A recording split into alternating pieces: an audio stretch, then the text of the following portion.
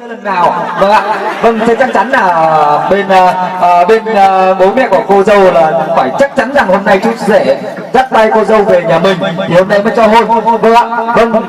Vâng thì hôm nay đúng là thật sự rồi đấy ạ. Vâng, cô dâu chú rể chúng ta hãy bước lên phía trước một bước. Vâng ạ. Vâng, mọi người có thấy chú rể đẹp trai không ạ? Vâng, rất là đẹp trai đấy ạ. Đúng chàng trai chuẩn người Mông đấy ạ.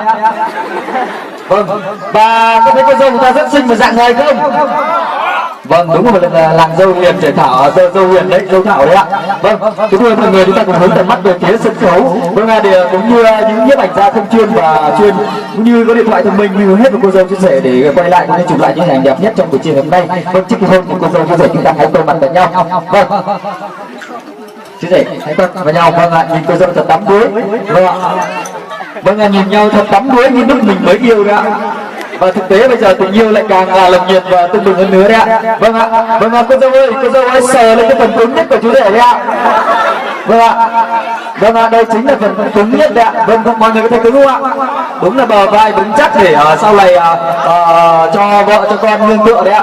Vâng ạ. Và chú rể ơi, chú rể hãy sờ lên cái phần mềm nhất cô dâu ạ. Chắc là chưa hôn nhưng mà sờ eo rồi đúng không ạ? Vâng ạ, chú rể sờ vào eo cô dâu ạ. Vâng, khả năng chưa ôm nhưng chưa hôn nhưng mà chắc eo thì biết rồi. Vâng. Vậy tôi đếm từ 1 đến 3 nhá. Những nhiếp ảnh gia chúng ta hãy hướng hết về cô dâu chú rể cũng như là chụp lại những ảnh đẹp nhất. 1 2.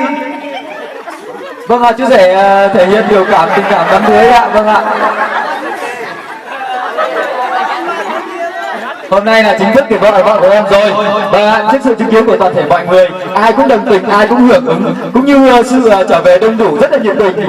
Và không thể nào mà hai em không thể trao nhau một nụ hôn được. Vâng ạ, đó là niềm vui hạnh cũng như là sự thành công nhất của tình yêu các em. Vậy tôi đếm từ 1 đến 3 nhé. 1 2 3. Hôn đi. Vâng ạ, chắc chắn các con trai đều làm rồi. Vâng, một tràng tay chúng to một tràng.